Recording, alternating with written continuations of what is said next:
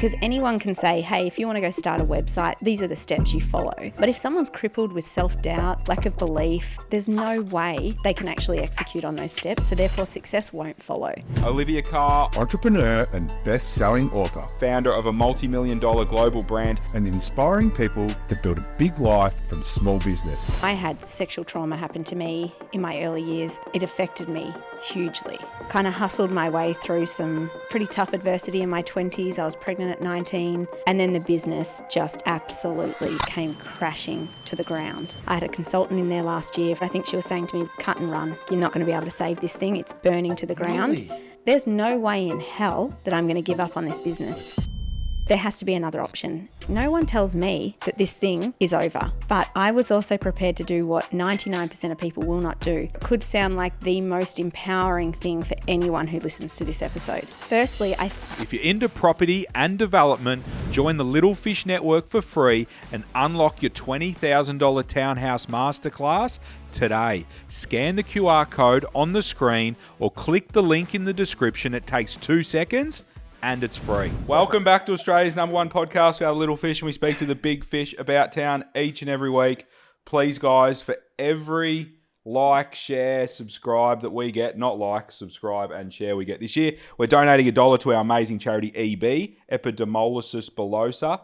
So please get behind us on that one, guys. Even by just subscribing and following, you are making a difference. And if you want to do a bigger splash, littlefishpodcast.com.au. No, just .com, mate. I thought you were the web guy, but anyway. The big pink button made it super easy to get on there and donate, and people have been, so we really do appreciate it. Yeah, and it is building up, so thank you so much. We've got our amazing mate, Bryce Holdaway, who's come up the highway, so he'll be running that third chair today, host of the Property Couch. Thanks for coming up. Thanks again, for having mate. me on. I appreciate it. Prying you out of Torquay is always hard to do, but his name's Bryce. I thought I was sitting next to Jules Lund. I'll take that. Yes, you'll take that. I'll take that. Yeah. So for anyone not viewing, jump on our viewing platform, Spotify, YouTube, to name a couple, and have a look at the Jules Lund lookalike. There we go. Mate, I can't remember the getaway episodes that I was doing, but I'm happy with that otherwise. So yeah. Awesome, guys. We've got Olivia Carr back, who is a repeat episode, the first female repeat episode. We just discovered Liv there. Yep. And thanks so much for coming back. I think there's been so much happened since the last episode, so it was warranted, and you're such a ball of energy. As soon as you walked in here, the room just lit up. So rapt to have you back and hear about what's been going on. And I have to start by saying I was in your old studio. This is just awesome. So people need to watch the video. This is like 1990s garage style podcasting. I love it. I love it. It's nice to get that impact, and it's probably nice that Liv was at the other one because we conditioned her into that place that was a means to an end at that point, but it's nice to have leveled up. I just love when I think of Liv in that episode and that time, I just think that like we were grinding and Liv backed us. Like we didn't know Liv. And Liv came to this crazy studio in the back of our office. Said, "Oh, you just need to duck to get in here." And if you remember, it was like hot yoga in there as well. You know what I mean? And I'll never forget. You gave us everything, Liv. I'll never we've done. I don't know how many we've shot now, 90 plus episodes, and I can't remember all of the days, if that makes sense. They do start to blend a bit, but I remember that day. I remember you bought gifts. I remember when you walked in, and I remember the energy when we left. So it's powerful, man. Yeah, it was powerful. So anyone that needs to loop back after 100%. This ep, go back. It's in season 1. So pumped for today, man. And pumped to hear what she's been up to, because there's a couple of bombs that need to be dropped. But, I'm good at dropping bombs. And there's a few lessons in there as well, which I think everyone will get a lot of value out of. Yeah. And I just want to say that I remember that episode thinking I actually might pull out because it's 3 guys. And I was feeling super intimidated because I didn't know you guys. And I was like, I don't know if I'm comfortable with this. And I got into that studio and you guys, like the energy was reciprocated, like just, I don't know. And it was so important for me, we're going to get into it today, that I've been working on something so special that I was like, can you please let me share it with these guys? Because if there's anyone that I want to share it with that I've spoken to or haven't, it was definitely going to be you guys. So bring it on. Bang. Massive raps. But I guess I wasn't in the room on that previous episode, but I reckon it's good just to Liv, just for those people who haven't listened to that episode, can you give us sort of the elevator pitch of your backstory so that we can get everyone up to speed? Yeah, I mean, that was a wild episode. It was only 22 months ago, but I listened back to it this morning and I was like, damn, that feels like 8 years could have passed with where I was then to now.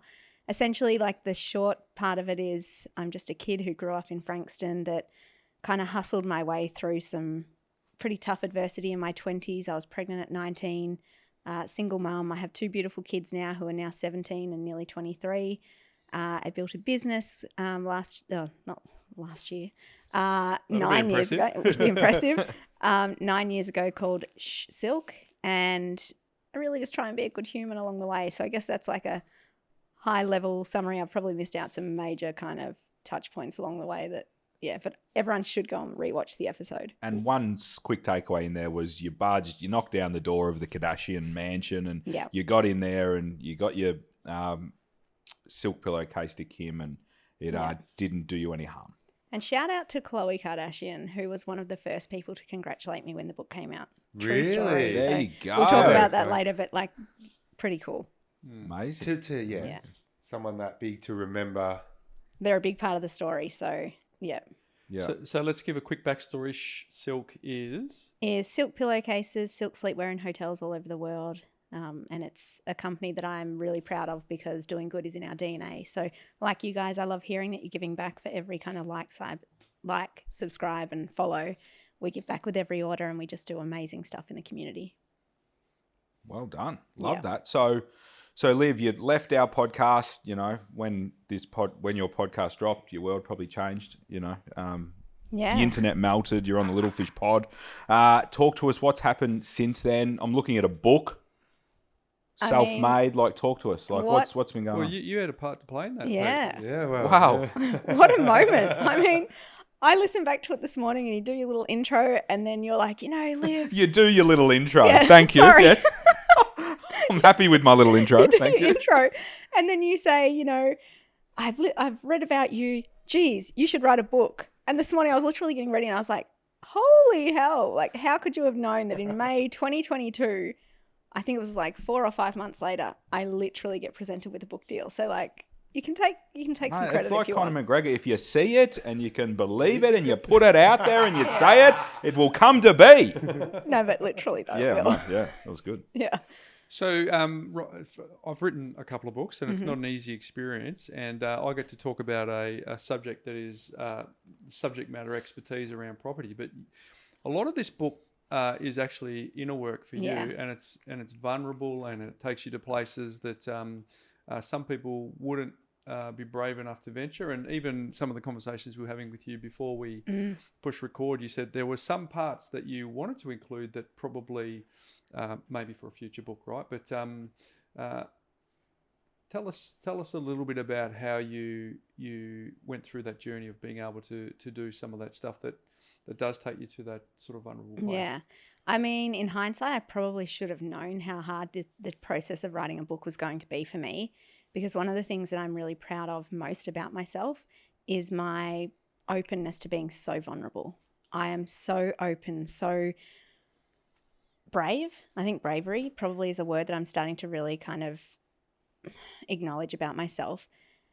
It was always supposed to be a business book. So I got approached by Wiley, who are traditionally around the world. They are kind of one of the top business publishers. But I remember sitting in this cafe. Actually, it came to be because I do public speaking and my speaking manager said, like you, it's probably a story in this. Why don't I introduce you to a publisher? So I turned up to this cafe in Caulfield, I think we were, or Glenferrie Road. And I thought it was just, I've never written a book before. So I literally turned up with a bunch of flowers thinking we're just going to have a chat, a casual chat at a cafe, which is exactly not how you pitch a book to a publisher. I now know that. And I really think it's important for anyone listening who wants to write a book that I share parts of this. So I turn up to this cafe and I present the flowers and we sit down and she's probably thinking, where's the paperwork? Where's the story? Anyway, I sit down, we start talking and I'm sharing a lot about my life and things that are kind of, who I am and what makes me me. And a lot of it was the mental mindset stuff. I at no point did I think I was actually pitching a story. I thought it was like a meet and greet. You go and meet someone first. Maybe we'll get to that part. But then we get kind of like half an hour into this conversation and she starts talking about things like commission structure. And I'm thinking, are we allowed to swear on this? I don't know. Yeah. Fuck yeah. I was like, they do all the time. Yeah, I was like, shit, I think I might be pitching a book here. So then I start freaking out a bit thinking, oh my God, I did not come prepared. I have no words written. And then, of course, she starts asking me, well, how would you, what would the story be? Who would it be for? And I'm like, oh, okay, this is like happening. And I remember thinking, well, you know what? At the end of the day, I'm not going to put a book out into the world that isn't true to me. And whilst I knew that they were business publishers, I just can't put a how to start a business because it's just not, one, that's not how it works. And so I started saying to her that for me, it's really important that I get to share, I guess, all the softer parts of success and all the softer parts of life and how important it is to have, you know, your mindset and all the things that happen behind the scenes. Because anyone can say, hey, if you want to go start a website, these are the steps you follow. But if someone's crippled with self-doubt, lack of belief, I don't know, wherever they are mentally, there's no way they can actually execute on those steps. So therefore success won't follow. So I said to her, it's really important for me that I get to actually take the reader on a journey, even if they're not starting a business, on how to deal with life, all the obstacles that come and how I've overcome it. And she was super intrigued because she said, well, we haven't ever had a book like this. And I now realize, well, yes, because my book is really not a business book. It's a book on, in a lot of ways, what not to do. And when those things happen, how you actually crawl back out of it. I left that meeting. I rang the speaking agent and I was like, oh, this is how the meeting went. These are the questions she asked. She said, Olivia, I'm pretty sure that was your pitch meeting. 2 weeks later, I got a call from Lucy from Wiley and she's like, open your email. So I opened the email and there was the actual book deal. And I was like, holy hell, I had not written one word. And I was like, shit, now I need to do something. So I skimmed right to the last page and that was the 21st of November, 2022. So the same year of the podcast. Yes. And it said I had to have 65,000 words written by May 8th, which I now know is a super fast time to write a book. But I was like, oh, seems like a ton of time, like five months, 65,000 words. Right, here's my plan. 1,000 words a day, 65 days. I'll smash this out, hand the book over, life will be good. And on about the 29th of November, the wheels started falling off. And I was in deep therapy from that day, and I'm still in it now every second Friday. So you guys can pull it apart, but essentially I think what doesn't get talked about near enough is if you're writing a book that is somewhat memoir-esque or has a lot of personal storytelling in it, or even if you don't choose to include that, that first day you go to put pen to paper or type on your laptop, your entire life comes flooding up. Because the first thing that you think about is, how did I get here? And I mean, we had a super intimate chat, I think, when I was with you guys, but so much more came up for me. Like I can feel my heart right now. You know, I had sexual trauma happen to me in my early years that whilst I didn't write on it in the book, it affected me hugely. It still affects me in relationships today. I really struggle trusting men. Everything in my life came flooding to the surface and I was like, whoa, like I don't have time to deal with this because I have a deadline and I just need to write. And trying to get your head in a space where the whole time I kept saying to myself, this is for the reader. Like, does this serve the reader? Or am I just needing this stuff to come out? So I wrote about all of it. I wrote so much that didn't make it in the book. There is another book in the stuff that I never sent. But I had to go through that process to just get it all out and then sit with it. And there was like chapter 8, which someone joked once saying you could sell chapter 8. Chapter 8 for me was such a significant part of the book because it was all around the importance of, particularly women, having difficult conversations. And for me, it was around the time when I started this business, when I ended up having an affair and I avoided the difficult conversation at home that I needed to have with my son's dad, who I was married to say I don't want to be married anymore. And I was so terrified of the consequence of what that conversation would be that I took what I call in the book the easy door. And I avoided the conversation. And by doing that, I actually ended up having a hard life. So I say easy door, hard life. Take the hard door, which would be the difficult conversation, and have an easy life. I ended up causing so much pain, not only for him, but for myself, for the family, for, you know, the other person I was having the affair with, for their family. It broke, like the ripple effect of avoiding what could have been maybe a few weeks of really painful conversations, maybe some counselling at home, ended up resulting in I only just dealt with the shame that I felt around that, which was now 10 years ago this year, last year in my therapy.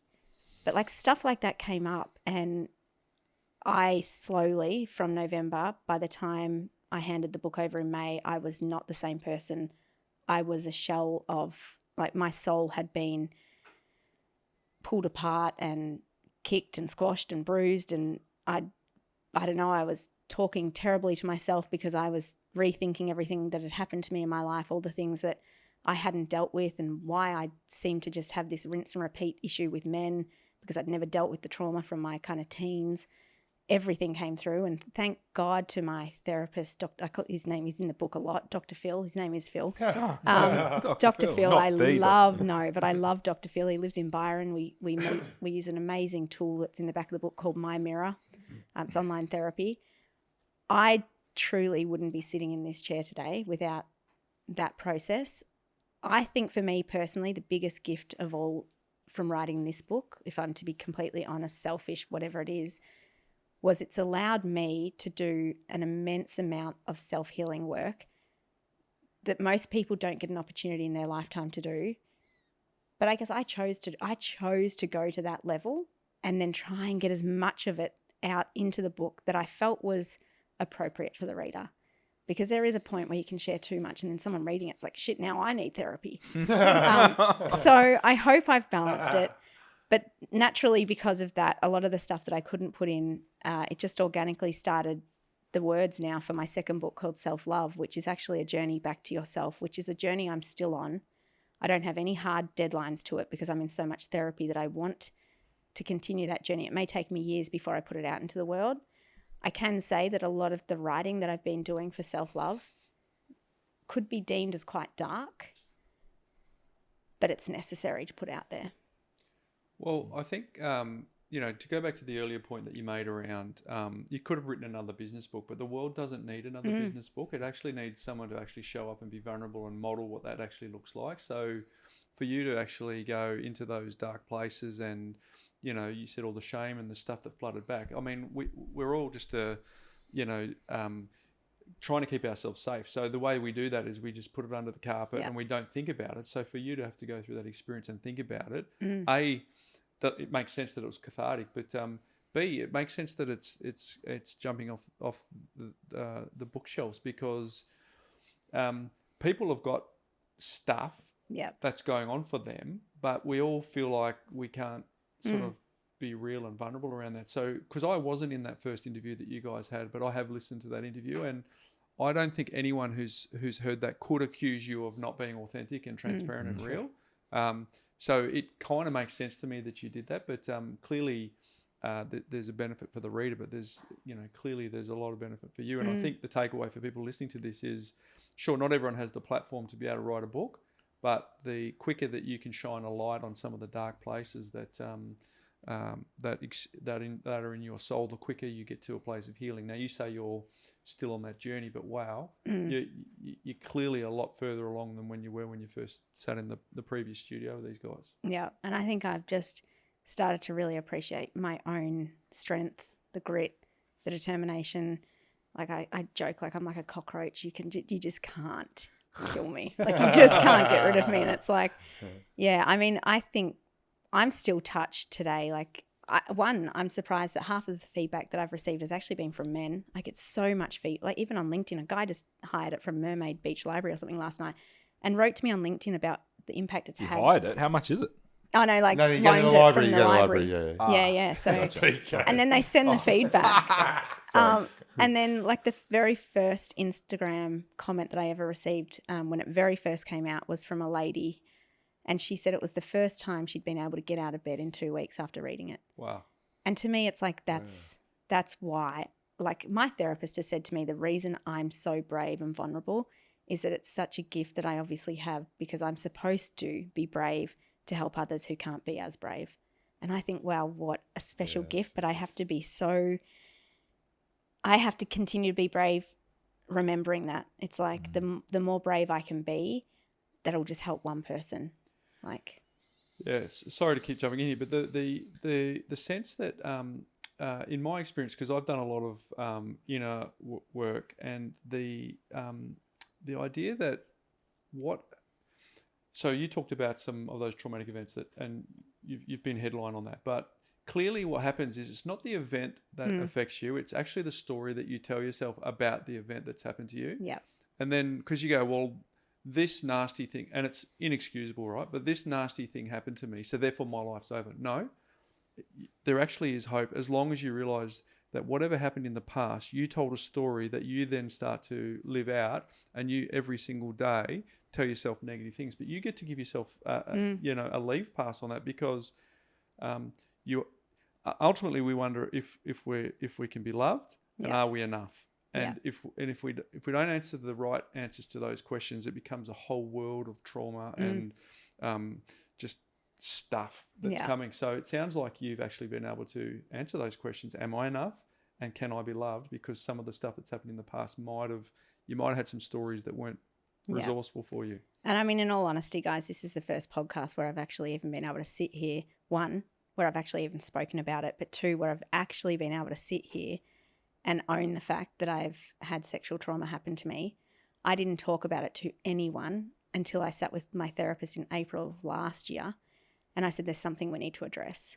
Like, I can't move forward without, I finally just need to address this, because yes, whilst that happened a very long time ago, it is still fundamentally affecting me as a woman today in my 40s, probably more so now in my 40s. Like, God, I've been engaged 4 times. I've been married once. I just want to work this. Like, I want to work this out. I don't want to keep being scared all the time. But I remember one of the things in therapy, I don't remember the technical term, but there is a technical term. If someone Googles it, exactly what you're saying. He gave me this amazing exercise to do. And because I love writing, he goes, you can become the hero in that story. You just go away and you rewrite the ending however you want to write it, and then you get rid of it. And I cannot tell you, nearly a year later, like at the time, it took me weeks before I could even try to think about rewriting that ending. But I sit here now a year later, and I'm actually proud right now, because this is, honestly, my therapist is going to love this. One, it's the first time I can talk about it without feeling shame, and where I don't feel disempowered. I actually feel like, no, you know what? It's a blessing that I've been able to get to this point where I'm now understanding what I need to do to be able to have loving relationships in the future. Firstly, with myself. That's the biggest thing. I haven't been able to love myself and I'm still going through that process now so how would I ever love someone else? Amazing stuff, Liv. And it sounds like you, like Bryce said, continually going on this story, but how powerful to put that out into the world and give other people strength that other people go through similar things. And I feel like last story shared, just problem solved, problem halved even. 100%. I feel like last time, Liv, I've just got, I think off the podcast you might have alluded to that. I think we spoke about it, the three off the podcast. So because I do remember. Do you remember that as well, PK? So at the time, it's crazy to think back at how much, like you've seen it this morning, Bryce, how much you gave at that podcast, how vulnerable you were, but clearly you were still dealing with it, because we spoke about that after. You were saying there's more, you know. I remember you saying there's more, but I'm not ready to sort of. So you were still figuring it out, which is crazy, and which is why it's still one of my favorite podcasts, because we felt that. Yeah. We felt what you gave us that day, if that makes sense. Yeah. So it was crazy, but would it be fair to say, since a year ago now, that Nearly 2. That you walked in to your therapist and you said, I need to figure this out. And the math's right. 7 months ago, you've met your new partner. That's not a mistake, right? That's not by chance. It worked in parallel with you being ready and facing those, the things that were holding you back. Is that I feel accurate? Like I should give you guys the story that no one's ever had that was meant to go to Mamma Mia, because that's, I guess they have a podcast, and someone said to me once, it was actually my publicist, she knew this story, and she's like, you need to go and share it with Mamma Mia, and I just didn't feel comfortable, and I was like, I don't know if I'm brave enough to share this story. Go. If you guys choose Australia's to cut, #1 podcast. Stamp it, Lil. If you choose to cut this out, I won't be. No, we don't cut. We don't cut. It's at your own discretion. This is the hook of the episode. Yeah, let's go. No, this is at your own discretion. And the poor ladies in the room are going to be like, why on earth did she choose to share this? But I just want to be honest, because I actually think this story could sound crude if it's edited the wrong way, or it could sound like the most empowering thing for anyone who listens to this episode. So to your point, Firstly, I think the reason I needed to speak to my therapist about the trauma that I'd experienced is because I was on a beach walk with my friend, and shout out to the Real Dads of Melbourne. Jared's my best mate. Those dudes, legends. Legends. And I'd been going through some therapy because it started in November, and I was like, Jared, I need to tell you something. I know something's been happening with me forever in my marriage, in all my relationships, that I know is not normal, but I don't know what to do about it. Walking side by side with someone, also, shout out to anyone who's going through stuff, grab a friend and just walk side by side down by the beach, because it's a very non-judgy, yeah. And so we're walking, and I was like, and I'd never told anyone this, not even my husband, no one had known this. And I'd just come out of a 7-year relationship where I hadn't even told him. Every time, or 9 times out of 10, that I had been intimate in my life since those days back in my teenage years, I was telling myself stories in my head that were not normal. So you're supposed to be in the most intimate setting with your husband. You're supposed to be making love. And the storytelling that I was telling myself is that you are worthless. I was saying really dark and nasty things to myself in the moment, and my partners had no idea. So for nearly 42 years, I had never, and I only understood this when I met my new partner and had therapy, I had never realized what it was supposed to feel like as a woman, or maybe even as a man, to have an intimate connection with your partner. Because for me, every single time it was like punishment. It was like the worst. Like my poor husband, they got to a point where I just didn't want to sleep with him, because it had nothing to do with him, but everything to do with, like, it kind of felt like I was reliving that act every single time. And you probably need to put a disclaimer for anyone listening to this episode that has gone through any sort of sexual abuse or trauma. My advice, though, to anyone who has, it doesn't matter if it was 30 years ago, it doesn't matter when it was, you actually can start to reconnect with yourself and get rid of all of these things that you're experiencing possibly. So I was telling my mate this, and I was giving him examples of the types of, like, I was calling myself all sorts of awful names and like just awful. So that's actually what prompted me. And he said, you have a therapist. This is exactly what a therapist is for. These are actually the types of conversations that you are supposed to be having in therapy. And I was like, oh, but Phil's like, I trust Jared. He's like, we're so close. But I was like, Phil, like, it's a guy. How do I have a conversation about intimate things and all of this? And I was like, and he's like, Olivia, you have to do this for yourself. You have to do this. So I remember going into therapy, and the truth is that first day, because we do it on Zoom, I said, Phil, I need to talk to you about something. And I burst out crying, and I cried for the 45 minutes of the session. I didn't get a word out.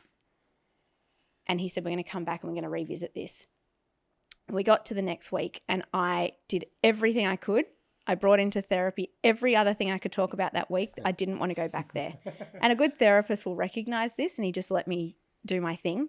A few weeks had passed, and he said, Olivia, we need to revisit that session.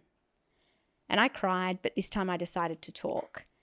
And I started telling him everything that had been happening to me. And we slowly, piece by piece, we started to, unpack, I guess, all of the things that had actually been happening to me. And it was really, really challenging. But that was in April of last year. And since that time, I slowly started to understand that the first thing I needed to do was to start reconnecting with my own body and to start being kind and to do the exercises of rewriting the story. And that has taken a really long time. But to the point that we were getting to, it wasn't until I met my partner now, who I've actually known, he's from the industry. We've known each other for 4 years. And I was over dating. Like I'd been single for 2 years, and we went out this one night. I was meant to be networking because I was like, I'm only networking. And we went out for dinner, and I don't know, I thought he had a girlfriend. He thought I was still dating some guy that I'd been set up on a blind date with, and I wasn't. And I was like, how's your girlfriend? And he's like, oh, we've just recently ended. And he's like, how's your boyfriend? I was like, we'd literally ended 2 days before. And something shifted that night. We're at Chin Chin in Melbourne. Something in the air shifted. And by the end of the night, the waitress had actually come over, and she said, oh, is this a first date? And he said, well, it can be if she wants it to be. And of course I sort of said nothing, and I had like butterflies in my stomach thinking, oh my God, this is now a date. And he came over and he sat next to me and he said, could I kiss you? And to be honest, he's in his 50s. He could never have known because I'd not discussed any, but to ask for my consent to even kiss me was so powerful because like in my entire life, I've never actually been asked for consent for anything in that regard. So like, firstly, something in me was like, whoa, how aligned is that? That like I'm working on all of the things that are healthy in relationships and he's asking for consent to kiss and I'm 40 and he's 50, like so cute. I didn't actually answer, but I gave him a look with my eyes that it's a yes. And so we kissed and then I felt something. And it came out of my mouth. I was like, he kissed me, like I'm shaking now thinking about it. He kissed me and I literally said, oh my God, I felt something. And he must have been thinking, okay, cuckoo. He must have been, no, he's feeling, he's Yeah, like, he's I'm like, on here, yeah. I feel powerful. But I had been so numb for so many years that to feel something was really, he had no way of knowing this, but I was like, holy hell, something has cracked open, which is clearly my heart. First time in my life. And that night, this was the part was meant to be for Mamma Mia. A whole lot of stuff went down. Like that night, I was like, okay, something opened. And I was like, okay, I'm in my 40s. I want to empower myself. I'd talked to my therapist about I was scared of one night stands and I was anti one night stands because the only night I'd ever had one was when I was pregnant with my daughter. And I was like, oh, they're trashy, whatever. And he's like, no, they're not. If you're in the mood, you're in control. If you want to have a one night stand, go for it. So I finally get this guy, I feel something, and I was like, can I come back to your hotel room? Because he lives in Brisbane. And he's like, no, I'll never see you again. And I was like, no, can I come back to your like I'm thinking, damn you, like finally, first time in my life, I want to have a one night stand. And he's like, no, I will never see you again. And because we'd known each other in the industry, he's like obviously had respect for me as well. And it's not disrespectful to have one night stands if it's consensual. But I was like, holy hell, what the hell? And I was like, well, can I just come back? Can we just cuddle? Can we whatever? In my mind, I was like, we are having a one-night stand, right? I have just felt something for the first time in nearly 42 years. Utah. And I get back to the hotel room and like he caved. And but the point of You're worried the thing if he didn't, but yes. thing that the publicist was like, you need to share this was, and this is the part you may want to take out. And girls, I kind of feel embarrassed to say this. I don't know. You guys might be like, what the hell? This is now turned X-rated. Something happened to my body that night that had also never happened, ever. Never, ever happened. And women talk about this a lot, orgasms and all the fluids and things that can be associated to that. I did not know that your body could do what happened that night. And I was like, I don't know what the hell's happened, but I need to see this guy again. 7 months later, we're still together. But I think the biggest point of that is none of that would have happened if I didn't learn to reconnect to my own body, because actually what I experienced that night was pleasure. And I just never ever. And a girlfriend of mine is a female embodiment empowerment coach. She's like, well, just like lower the expectations. Like it doesn't always happen like, and I'm like, no, it's still happening. And that's why you're getting on a plane after the podcast. But yeah, and it's been 2 weeks. So I'm like itching to like, can we wrap this up? Like,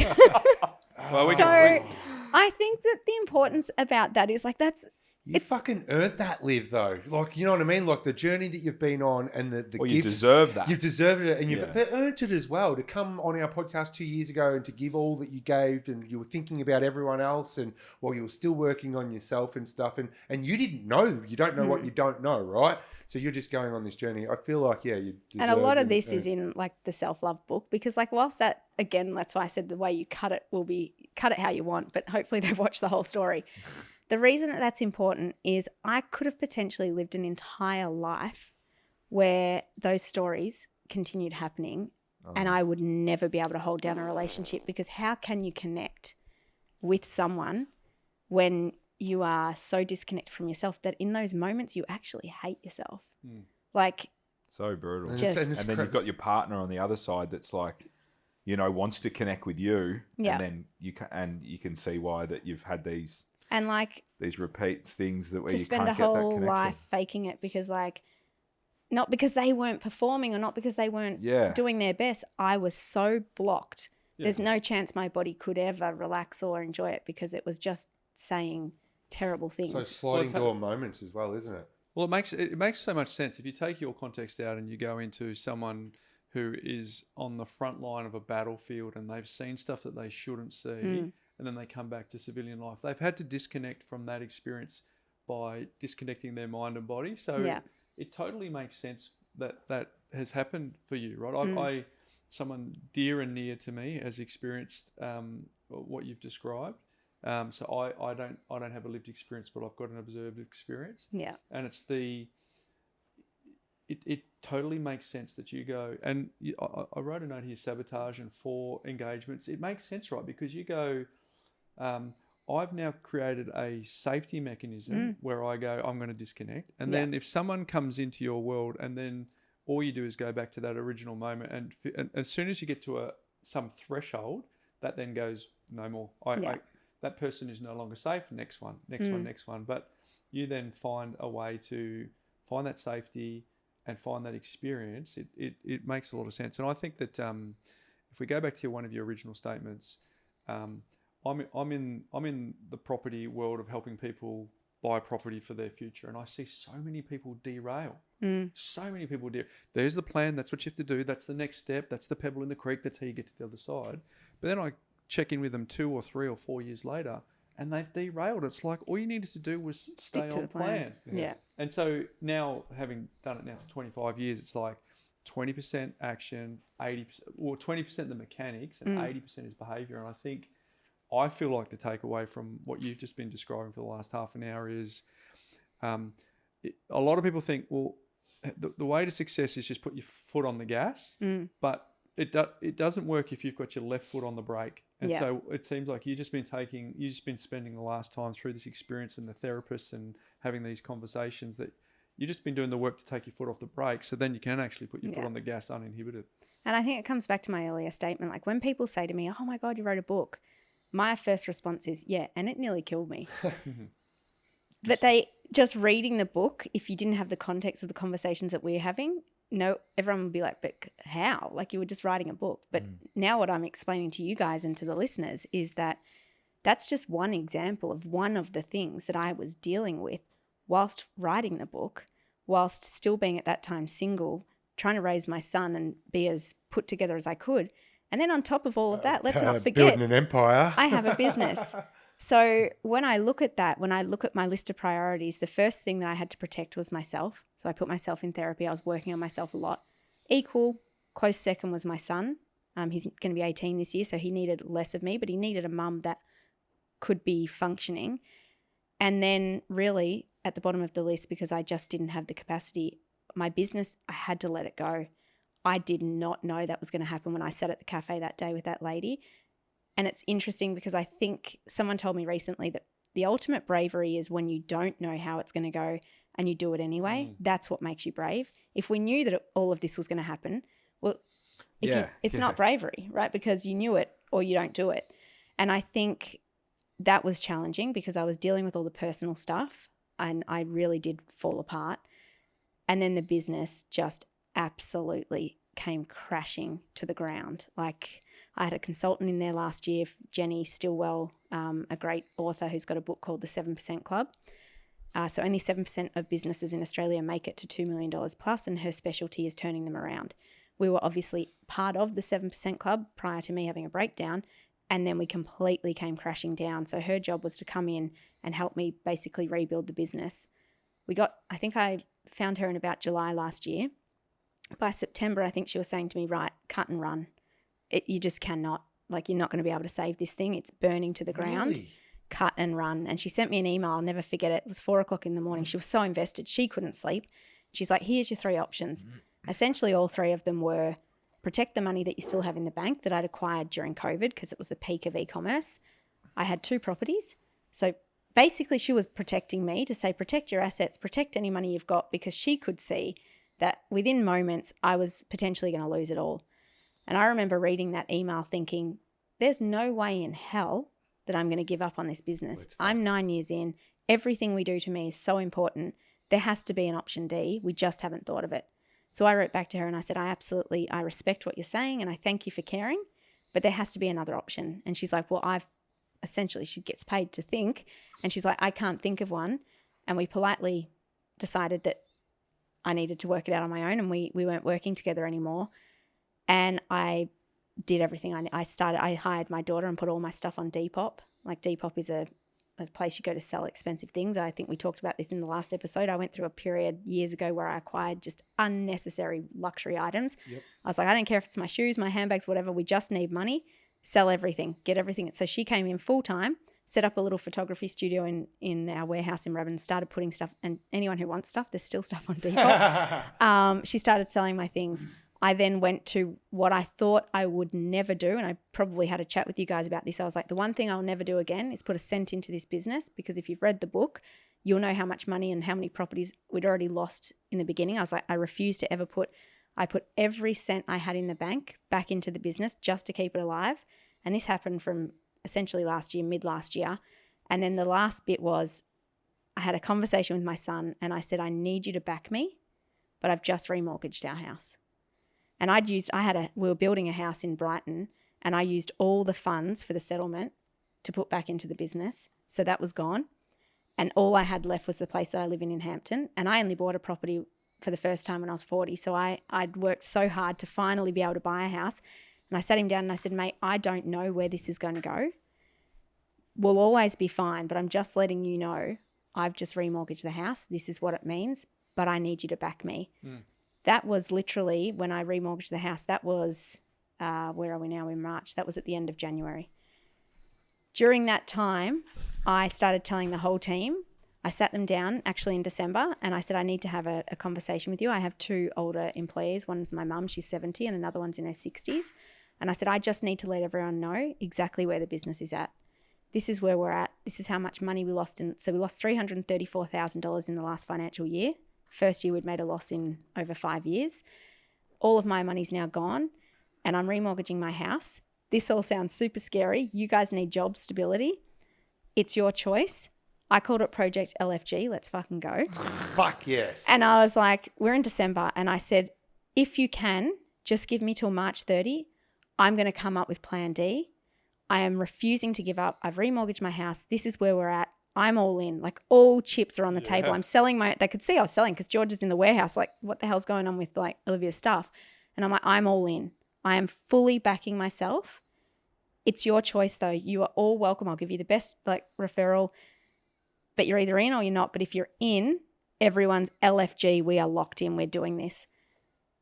I am so pleased to say that you guys are the first people hearing this, that after countless like trips around the world to find a buyer or investor who, one, would get to see the state of the business because that's part of the due diligence. Option D. Yep. They would see everything, but what they would do is have a belief in me and the vision that I had for the future. And I have just signed on with a partner / investor from a very well-known and very well-respected private family office here in Australia who invests in high growth companies in the kind of retail world. And we've just signed a deal together. And Project LFG, I said to the team by March 30, and I'm literally signing it. Like, we're in the last, it's like I spoke to you last night and I was like, I went back to them and I was like, do I have permission? Because we're signing the paperwork on Monday. And they're like, go for it. This is your moment. Just go for it. Congratulations, man. That is so cool. That's just resilience, but it's no surprise to any of us here, right? As if you were gonna get beaten. Let that go. So like Monday, I don't know what the date is, but we're pretty close to March 30, and the whole team is so hyped. And they're like, anyone else would have jumped off a cliff months ago. How many did everyone in that room when you gave that? Because So I'm many inspired. questions. I feel like coming to work so for many you right now. questions, so many questions. But did Everyone stayed. everyone stayed? Everyone stayed. Liv, can I ask, right? What went wrong? So obviously you were doing the book. Good question. And me and Pete have had this actually with our business where we get busy and you get separated and then you kind of figure it out a little bit late, right? Yeah. And then you're being reactive and we're like, oh shit, we're not doing what we're supposed to be doing. So You think you're doing? You're still working your ass off. Yeah, still but working you're your just ass not off focused on the right the right things. thing. Correct. So can you tell us what went wrong? Because 330 is a lot to lose. And I recall, man, like you were flying back. You guys were flying and. Yeah. Yeah. So what went wrong is the business was performing well. I had that meeting in November, so that was part of, we still had half of a financial year left when I wrote the book. And if we remember back to my plan, which I derailed from, was 65 days, 1,000 words a day. Right.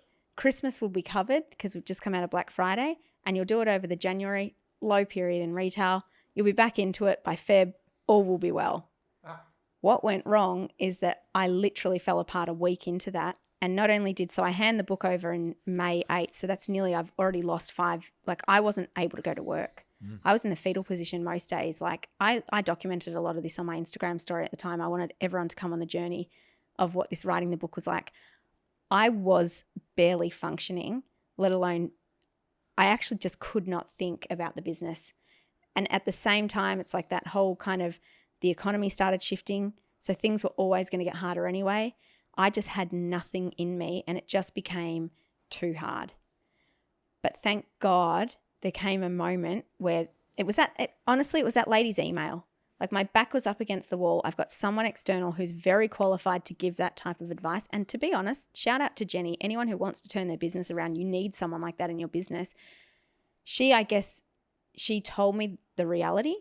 And it was at that moment, but I should have got her months ago because it was at that moment where I was like, that was the September. And I was like, no one tells me that this thing is over. I choose when things are over, right? No, honestly, no one tells me. Like no one tells me having a child's going to ruin your life, which they did. And I was like, I will choose if having a child ruins my life. So I've had 2 big moments in my life. It was falling pregnant and that moment when she's like, cut and run. And I just had to find another way. And I think to anyone who goes through anything in life, you just have to find another way. But I was also prepared to do what 99% of people will not do. I put everything, like literally the clothes off my back. You burnt the bridges. And the investors We've knew done that. No, The I investors. think you have to do that. Me and Pete have done that, and Yeah. we've seen I can say I've seen my last dollar twice. Yeah. And there was one time I remember it like it was yesterday, and thought, in my mind I was like, well, this is it, man. like this isn't looking that good. So it's I think it's the cost of doing business. You've got to be all in, and you've got to believe. Because if you don't believe and if you're not all in, then no one else is going to be. Can I ask, Liv, not to harp on it, but specifically what weren't you doing in the business? What was the blind spot? What was the blind spot? Yeah, or not even so much what Jenny didn't see. What were you meant to be doing that you weren't doing? Because you weren't out selling, wholesale, marketing, leads. Marketing, leads. Was it relationships? No focus, right? You were distracted. Distracted, but also my job in the company, like as an employee of the company, is to look after our global sales. I didn't bring one sale in from the moment I started writing the book. Yep. That's my job. Now, in any other corporation, you would be fired for non-performance, right? Yeah. I was not. My finger was off. And the big deals that I look after, they're like, they're the bread and butter. Massive deals. And you look at it and it's like you see all the prior years and we have it very neatly done on our P&L, wholesale, and it was just nothing. And I take full responsibility for that. But I just, at that moment in time, I think, and I look back now and I'm like, would I change it? The answer actually is no. Because if I didn't write the book, I wouldn't be able to do the amazing healing work I'm doing. So I'm so grateful for that. But 2, my business would never get to where we're about to be. And I can't wait to come back on you guys in 2 years' time and be like, look at us. Like The first, third But time. Liv, but Liv, fuck the business. It's like internally and Pete, like yourself, you've found a way to be happy and internally happy and feel and have those relationships and stuff, which obviously was something that you wanted. Yeah. Which is, But I think the reason that it was so important is because with the backing of the people that I've got now, one, they know the world of retail so well. I finally, for the first time in 9 years, I've got someone I can talk strategy with, which was a big gap for the business. So our business kind of plateaued. We'd kind of get to like 2.5, 3 mil. And it was just, to get to 10, it really takes, like something's got to shift. I honestly, I can do a lot, but do I think without the help of some really smart kind of skill people, do I think I personally would have ever been able to get it there? No. Yeah, you can't be the smartest person in the room. You need to bring, 100%. And so now I'm so excited, not just because of the investment that they're making in the company, but as they said to me, the whole time they're investing in me. And that to me is like, wow, now I get to up level. And that makes sense why they've invested as well, right? Like I wrote a note here just to say that, because if you go back to that story where you've gone Project LFG, everyone's in, they're seeing Like investors don't necessarily invest in a business model. Yeah. They invest in the energy that is you. And so my question was going to be, are you aware of that? But clearly you are. But Yeah. And I'll never forget the first meeting I had with the particular guy that is my actual now shareholder partner, which is like, oh, that's exciting. Who's just, wow.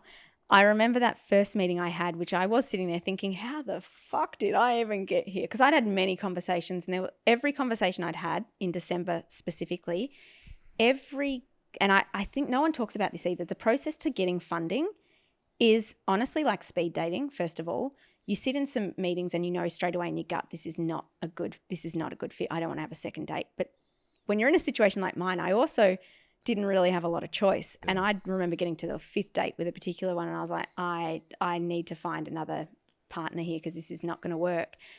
But I think I'd had so many conversations, and that's the tip I would give to anyone. If you want to get funding, if you want to find a partner, the one thing you must do is keep asking everyone you know for referrals. Just have as many conversations and don't give up. Go all over the world, wherever you have to go. Just ask and keep having the conversations, and you will find that one person. When I ended up having the very first meeting with these guys, the actual investor, he said to me, you know, life is all about, you need to have, when they invest, they need to have a founder who's really determined, who's all in, who backs themselves, and then a little bit of luck. And not always can you get all those things at once. And I remember something inside me that day, and I know it was only our first meeting, and like when you go through funding, it's a big, hard process. I remember walking away that day thinking, I think he was just telling me, this is my luck moment. Like he is giving me, he knows, because he knew that I was selling all my stuff. In the very first meeting I had with everyone, I put everything on the table. Yeah. I was like, we have no money in the bank. We owe this much money to our accounts payable. We're this much in debt. This is where I am. Get it all out on the table in the first date. He would have probably loved hearing that. Well, you're selling your stuff. This is good. Tick. Yeah. You've mortgaged your house. Tick. Yeah. You've just rallied your team to a let's effing go play. Yeah. Tick. And there's a clear reason why it wasn't working, why the business fell off, right? So that it sounds like that was pretty black and white. So for anyone that stops long enough to look at Silk as a business, there's a business there. Like you've already proven it. As long as Olivia isn't in a hole, in a fetal position and not doing her job. Yeah, correct. And I think someone recently shared with me there's some Steve Jobs quote about you can't join the dots unless you're looking backwards. And to me, that's what I mean. I don't regret, or I wouldn't, ideally I'd prefer to avoid some of what I went through last year, but I don't think I could do what I'm about to do if none of that happened. It didn't happen. Jobsy talk, I think he explains a bit of an analogy about the dots in like a speech, and he talks about all those moments in your life as being dots, and if you really think about where you are, that you have to, you know what I mean, all of them, because without those, that's what makes you who you are, sort of thing. Like even the timing of today couldn't be more perfect, because I knew I would only get approval this week because of where we're at, and I was like, I'm just going to ask. Like, I mean, even the concept of having to ask people, and I'm like, that's so cool. Like, I haven't had a boss for so long, and I'm like, not that they're my boss, but I'm like, oh, people care. Like, they care. And like, I get a message this morning, like, good luck with the podcast. And I'm like, oh, thanks. Can I ask, Liv, so you were looking for option D, which was funding. So at some point you've gone, funding. Yeah, I'm going to get funding. But were you all in on funding? Or in parallel, were you out trying to sell as well and trying to get the sales back up? So So that's you're asking great questions today. Kudos to you. So are you, by the way. And so are you. I'm not shag on a rock here, that's all right. I just do my little intros, Liv. But anyway, carry on. I'm waiting for you to tell me the future. That's right. Yeah. We're getting to that. Stick around. Because I'm genuinely interested. This is where I really, really want to give some credit and appreciation to my partner. So like I said, we've known each other for 4 years. He comes from retail. He's got a fascinating story. Anyone who's interested, shout out to Rob Godwin, who founded Love Honey in Australia, built it from nothing in his bedroom to 65 mil. Will he come on the pod? He will. He'd love to come on the pod. No, fascinating story, like the biggest sexual wellness company in the world now. But then it floated and he left, and now he's doing his own thing and he's killing it. But his expertise in e-commerce is outstanding. So we actually were at his house last year in about December, and I was my therapist said, you need to tell him what's happening with the business because we're in a new relationship and I'm like, this guy thinks I'm killing it. The book's just come out. And I'm like, everything's good in the bedroom. And I'm like, Wiley? what's the saying? You can have everything, just not all at once. And I'm like, Phil, I don't want to tell him. Like he won't, Phil quoted this to me last Friday. I was terrified that if I told him about the business, he wouldn't love me because I was like, but if he finds out the business isn't doing well, he won't love me. And Phil's like, do you remember when you said that? It's just not true. It was the opposite. But I was like, feels like you got to tell him you need to ask for help. Like one of the things I'm not good at, but I'm practicing more is asking for help. You don't have to go the hard road alone. So I remember thinking, oh God, I was up in Brisbane and I was like, hey, just got out of therapy and like Phil's kind of suggested I raise something with you. Mind you, he already knew. This guy knows like e-commerce and he could hear my phone was never making that like cash register noise. Oh, the Spotify. That's not going ding ding. And he already knew, but of course he wasn't going to bring it up and I'm acting like, the world is good. And I was like, when you get back from work, like we have to have a chat. And I was like, oh my, like I felt really embarrassed to be honest because it's just not how things had been. But I was like, put your ego aside, sit down. He came home and I was like, okay.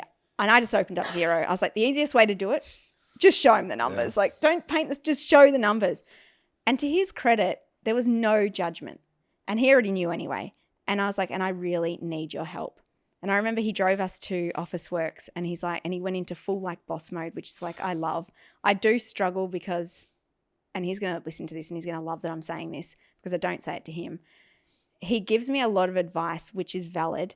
And I shut it down externally and verbally. But internally, I'm like, you're so fucking right, but I don't want to hear it. So shout out to you. I do hear you. What's your partner's name? Rob. Bobsy. Bobby Soap. Bobsy. Let's go, Bobby. And it's still a sticking point in our relationship where he feels like I don't validate him. Well, now he does. Yes, now he does. So I've said it publicly.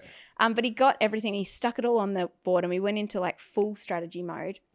He's like, what's the number one thing? So to your point, what's the number one thing I want? Do I want to sell? Do I want to what? And the number one thing, I've got a photo of it, was I wanted to get rid of the anxiety. Because anxiety, we talked about this a lot last time, it had come back and I was terrified because it's debilitating. And I was like, I need to get rid of the anxiety. So if that's the thing keeping me awake at night, what do we need to do to get rid of that?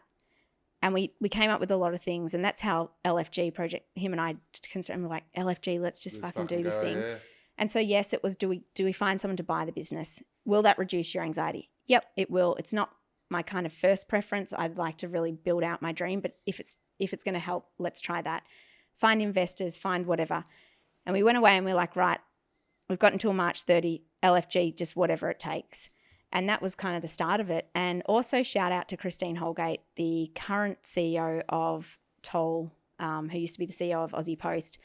I went back to work that following week and Rob actually works for her now as the e-com consultant for their business. And I sent her an email because I'd met her a few years ago at an event and she gave me her personal email probably about 3 years ago and said, if you ever need anything, send me an email. And she's quite a powerhouse. She's the lady that's famous for that terrible story that Aussie Post got rid of her for the Cartier watches, and it's just disgusting and it's unfair. And she would also be an epic guest on your podcast. Hook us up, Liv. Yep, get Christine and Rob on here. Anyway, and I sent her an email to her private email address and I said, I sat next to you a few years ago. You said if I ever need anything, and again, I put my ego aside and I said, my business is falling to the ground. I'm just remortgaging my house. Is there anyone you know that I could chat to help out? To her credit, she went away, she was in Europe and she was with some very influential people in Europe. And she obviously chose to have some conversations with some very influential people. And she came back and the day she landed, she called Rob and she said, do you think Olivia would mind if I gave her a call? And he said, go for it. And she said, go and have a conversation with this person. I went and had a conversation with that person who's a very high up investment banker. And he just started referring me. And I remember when I made a phone call to that guy, I was like, what do I do? Is it time that I start looking at, involuntary administration? Like, it's at that point. And he said, whatever you do, don't go down that.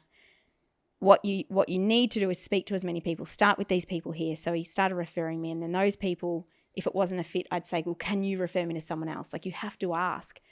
And then one day he sends me this email and he goes, I've got a mate, not sure, don't know if may as well just have a chat. Because what he could see is from the very first day that I spoke to him, I did whatever it took and I went out there and I honestly started speaking to us. And he sent me an email. He's like, you've got the bit between the teeth or whatever that saying is. just keep going. Chomping at the bit. Yeah, Chomping and at the he bit. obviously could see that I honestly didn't want to give up. So then he felt more comfortable to start opening up his network even more. And it was actually him that introduced me to my current partner now. So just so grateful for everyone that has helped. But I think you're right. Like, the biggest reason that anyone's going to invest in you is because they see your actions and they see your spirit, and that's what they're kind of backing is I just refuse to give. That's why I said I'm like a cockroach. I just won't give up. Which is incredibly attractive. But I think what's more attractive to humanity is admitting character flaws. And I think you actually model that better than most. You go, this is not going well for me. This is not going well for me. And I guess the potential for status to drop by saying my Shopify zings aren't going is something that you've embraced and gone towards. But it also, by having, a lot of people don't have anywhere near as authentic, like most people's days are just Groundhog Day of humdrum conversations. So if you actually are the pattern interrupt where you are actually having a real conversation, it's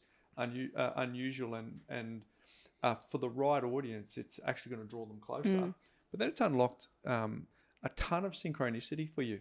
That synchronistic event after synchronistic event after synchronistic event has come into your world that's gone, oh, well, you've been prepared to show your character flaws. I'll introduce you to my network. And, oh, by the way, you should speak to this person. Oh, by the way, if you ever need a personal email, and all of this is conspired for you to actually be someone that everyone goes, I actually trust her because she's prepared to talk about her character flaws, where most of us go, well, I don't want to tell my character flaws because people won't be able to.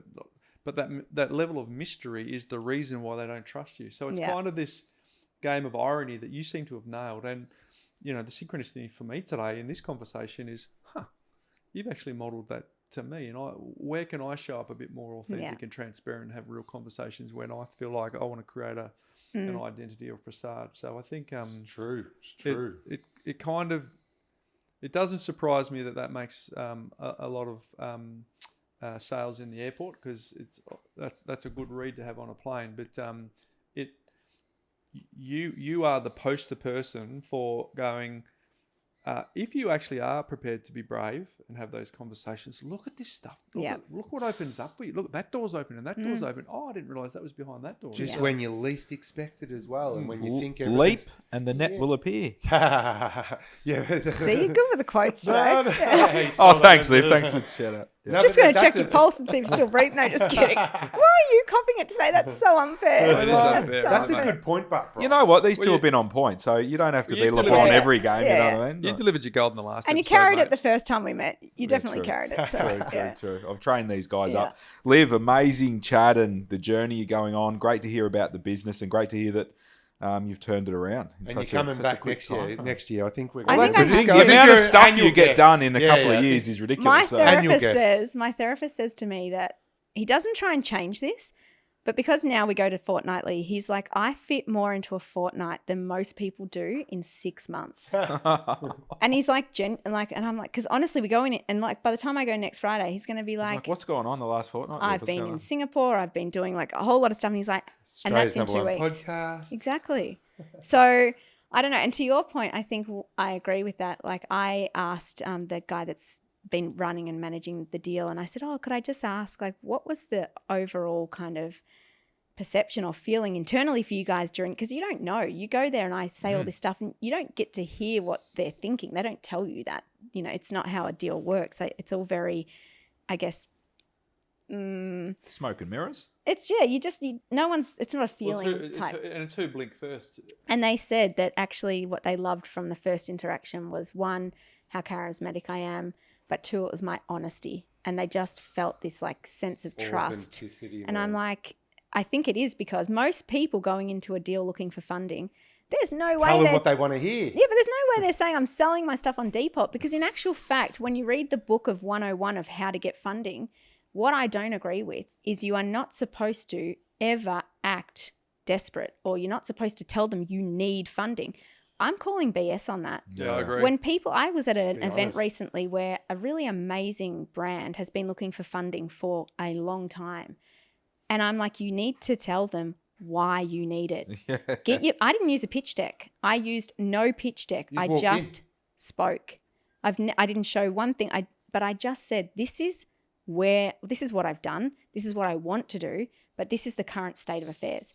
Most people will tell you, no, you don't do that because then you're lowering your value. Like, no, that's, to me, it's like start with honesty and work it out together. And the right partner will actually find like they said, a lot of trust in that, and you will get further. And I don't know, to anyone in the investment world who's listening who doesn't agree, well, I'm sitting on the other side of the fence saying, well, in my case, I closed that deal in 7 weeks, which is unheard of in the investment world. From the very first meeting to when we sign on Monday is 7 weeks. That's where. Price, not to bring it back to property, but to bring it back to property. I think about that with trying to close a real estate transaction. I think a lot of people out there go, oh, I can't speak to the real estate agent and they might trick me. And then I can't speak to them. And it's like, so how the hell are you going to buy the house then? Like, if you want it, go speak to the agent because the agent wants to help. Tell them why you need it, what you want to do, what sort of, you're willing to spend, and how do we make this happen? Yeah, like cut the games. Yeah, like correct. Cut the games. Dumb is smart and smart is dumb. So it means you get to quickly get to it. But I think, every investor is looking for a return on their investment, and the safest way that they can get that return on the investment is to 1000% believe in the founder of the business, because they don't want another job. They want a return on their money. Yeah. And they might be bringing other things to the table, distribution or networks or strategic growth or whatever. But at the end of the day, they just want to know, if I'm putting my money into Liv, I want to know that she's going to do this no matter what. And so all of those, all that evidence that you just described, where I'm doing this no matter what, someone who you respected enormously said, we're done here. Let's turn out the lights. And you've gone, not on my watch. Like as an investor, you go, hold on, do it. Yeah, I'd put my money on that. That's horse. what they invested in. They saw that. They saw those little 1%. But even the original story of how the business came about, like the business was never meant to be a business in the first place. So that sort of showed. If they go back to the dropping off of the silk on the Kardashian doorstep and quickly running off when the UPS guys turned it's up. the same mentality, right? You flew to the other side of the world. Everyone told you shouldn't do it, you can't do it, it won't work, and you go and do it. But I'm still doing it today. And you're still doing it, and it's that's that. You said it before, and it's something that I learned many years ago, and it's been really helpful for me. That whatever it takes mentality. That's something that I nearly got tattooed onto me. I don't really like tattoos, otherwise I would have. But out of all the quotes, and I've got them all on the walls and stuff here, that whatever it takes mentality is probably the most powerful quote that I've ever lived by, and to this day. Because when people say whatever it takes, there's levels. Does that make sense? And I've explained before when I did my 7 years of my masters when I didn't need it, but that's just my whatever it takes mentality. Because if there's a small percentage that can help me, a small percentage, I'll turn up for 7 years because I said I'd do whatever it takes. And whatever it takes isn't whatever it takes except or but. Does that kind of make sense? So I love that. What's important, and I think I'm starting to appreciate this only now because I've come out the other side of, like, the last 4 months has been an absolute whirlwind. The biggest lesson for me, outside of whatever it takes, and you absolutely, in moments like this in your life, like these are the 1%ers. Not everyone gets a chance to find an amazing investor that believes in your dreams. I'm so grateful and blessed for that.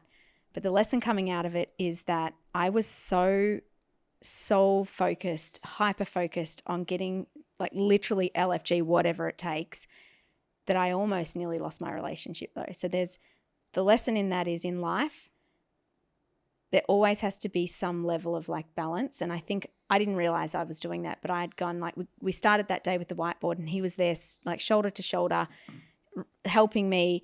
And then the minute I kind of started to get some momentum, and I knew I had to make, because obviously every day that went by as well, I was getting in more and more like financial distress, that I just unknowingly, I had kind of neglected the relationship because I'd come so, and I think I probably would try and do that differently if I could. Well, it's no different. It's like a pattern, right? Yeah. Because you like did whatever it takes to write this book, and whatever it takes meant fetal position, almost losing your business. Yeah. Do you know what I mean? So it's almost like a pattern. It's what do they say? Like, sometimes your greatest strength can be your greatest weakness as well, and that's why being self-aware is so important, right? To understand that stuff. Hey, I've got 2 business questions that I need to know.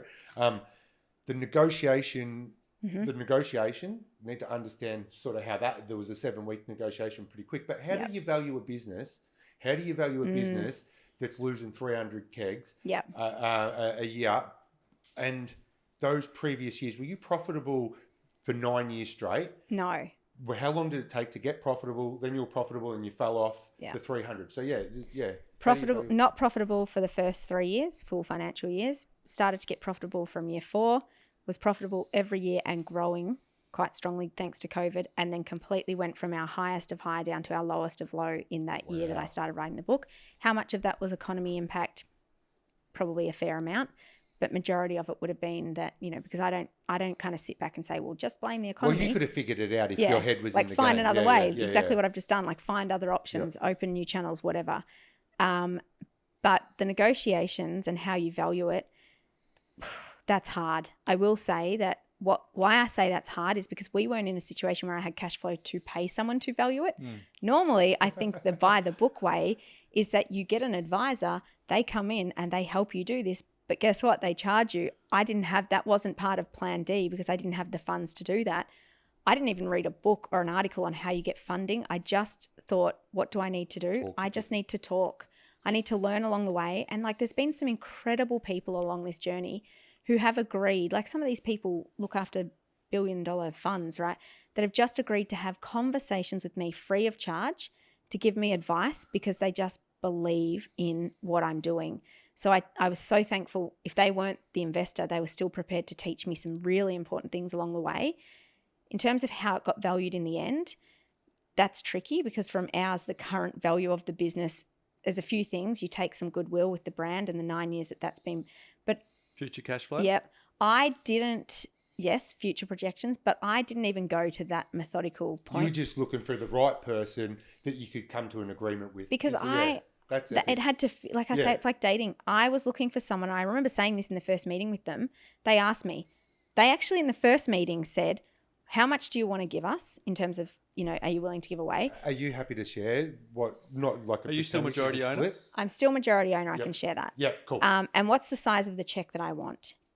My response to what's the size of the check that I want, and I did actually give a figure for that, but the percentage that I was prepared to give away, my response to them was, whatever that number is going to take for you to be as equally excited about the vision, and that's what it is.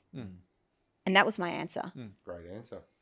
And we actually got to that point and it wouldn't have mattered what that number was because I just wanted someone who fully is in this thing 100% because there's these things called active investors or passive investors and whatever. I want someone who's... You want help. You want someone to bounce ideas off, to open this up morning, another channel. good luck with the podcast. That yeah. really touched me because I was like, they genuinely care. Yeah, I'm on a team now. I'm on a team. There's a team going on. But we've spoken about this because we've had people that, me and Peter, obviously business partners, and then we have founders that have come on that don't have business partners. I can't imagine having a business, and it would definitely not be even a quarter of as much fun without Pete. Who am I texting at night when something good happens? I know. Yeah, I think it's amazing you've done what you've done by yourself because... It's hard. Because you couldn't do it, Because even when you're not doing well, you look across the room and he's winning. Yeah. Like, okay, cool. I'll get back to it. And then vice versa, you have your ups and downs. The day I walked in, PK, and I said, remember the day I walked in? I was yeah. like, oh, we're fucked. The ghost day. Who are you walking into? Do you know what I mean? You got no one to walk into. At least me and Pete walked in. I said that, and we were able to have a conversation. Even if I was in the fetal position doing something, he'd kick you and say, come on, mate, get up. These guys would know in hours and go, what's going on? What are you doing? Yeah. But then you were obviously allowed to do that for that long that it actually caused an issue. So, and how nice having someone who obviously knows a lot about, because you just put a book out into the world and they're like, she's got something. We believe in her because, it takes a special person, I think, to believe. Did they say they read the book? The dude read the book? I'm sure they've read everything. I'm sure they read it. That was the first thing they did in DD. Yeah. Hey, my final question for you is, someone's listening to this, they either have experienced trauma in the past or they know someone who has. One of the things I think is so powerful about podcasts is you get to eavesdrop and be a fly on the wall on conversations that only 20 years ago you had to be in an exclusive club to hear. So people can be a fly on the wall and hear from you. So someone is experiencing a traumatic event and they how can they not have to go through four engagements, a traumatic experience through a book, and some of the challenges that you've had to navigate? What is the short? I don't want to say shortcut. What is the what's the path? What's the first step that person needs to take so they can shave off 10, 15 years of your experience? That's interesting, because listening to you, my honest answer is that maybe they do need to go through that. You got to go through, right? not around. Now, maybe you don't, but I don't buy into avoiding. I don't buy into avoidance. I think the answer to that is there's a lot of opportunity that comes from getting comfortable with being uncomfortable. And I call it sitting in the mud. I think even Stephen Bartlett might call it sitting in the mud. Resilience, yeah. Right. So my actual response to that would be that, one, you can't avoid it. And I think if I look back to my life, I avoided a lot. And that's why I had the experiences. I avoided, like we said before, I avoided saying no when 4 engagements happened that I actually didn't want to happen. Now, maybe I did at the time, but I don't think I did. I avoided having the difficult conversation. So if you just get comfortable with, this sucks, this is hard, but sit in it. What is the lesson? Like this last 6 to 9 months, oh my goodness, I wouldn't wish that upon anyone. I wouldn't wish it upon anyone.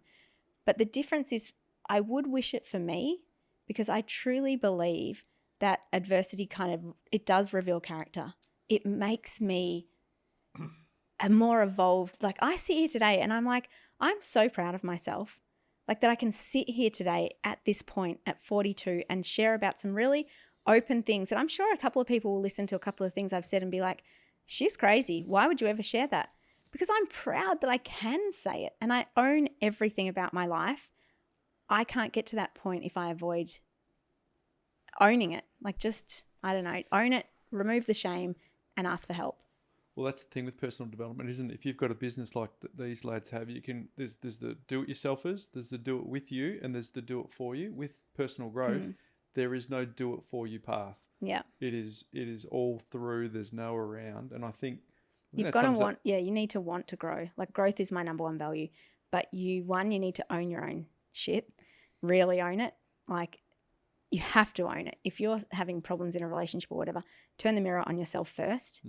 Stop telling your partner all the things that they're doing wrong and all the things you don't like about them, and start doing all the things on yourself that you know deep inside you need to work on. Own it, and then truly want to grow. And then you'll be an epic human. There you go. That's your real, Bonnie. There you go. Have it, mate. And then just like embrace it, right? Yeah. Liv, this has been amazing. I love chatting to you. You know guys. what? I've just sat here and enjoyed it. That's why. Because I've got 2 guys that are on point, and you've been amazing. That's I why lost you at the chin story, didn't I? You have not been able to focus since then. He's like, when she said bodily fluids, what specifically can we just go back to that question? I'm like, I don't know what I'm doing at all. I'm just giving you more clickbait. That's what I'm doing. Yeah. And you're coming back again, Liv. Imagine how many donations you're going to get after this episode. Everyone's like, if that's what they talk about, I'm subscribing. You're going to cost us a fortune. Liv, well done. And congratulations. I'm sure I speak for the boys. Congratulations on the journey you've been on, obviously before the other potty, but the 22 months that it's been, you've gone to hell and back, but you're back. Yeah. And you're getting on a plane soon, going to see Bobby Boy. Yeah. Shout out, Bobby. Shout out to anyone who's interested in our love story, Retail Romantics. We didn't cover that. That's our cringy Instagram. Yes. Like Retail Romantics on Instagram. I wear the little Taylor Swift Retail Romantics bracelet. It's like it's a thing. You know what? Whatever makes you happy. Well done. And well done on the business front. And shout out to Bob. He sounds like a legend. Man. He is a good guy. Yeah, everyone needs. Get him on here. You'd love him. He's a character. So there was 2 others as well. Bob. And Christine Holgate. Yep, okay. Yep. Bang. There we go. Thanks again. Thank you so much. And so nice to meet you. Nice to meet you too. I'm just having a look at Retail Romantics. Oh, it's so cheesy. I'll see if you There's a lot happening this weekend because I'm in the show appreciation phase this weekend and I've got some making up to do. Hey, Bryce, you're a bit of a romantic, mate. You and Mrs. H. Any chance you and Mrs. H could do a bit of a, Well, Instagram. I appreciate the shout out, but I'm not sure that my wife would agree about how romantic I am. So, I'll take some notes from Liv. It's cheesy. It is cheesy. Bobby, so. Have you looked at it? No. Oh, God. But I'm about to. We need to wrap this up so I can. Please, guys, like, share, subscribe. Self-made, baby. See you at the top. People want to be part of a winning team. People can find a better version of themselves if they choose. You just need to go start some shit. Action is all that matters. Be a man of your word. I think I look back now and I'm like, whoa, that took some guts. Be kind, be kind, be kind. See you at the top. New episode every Wednesday.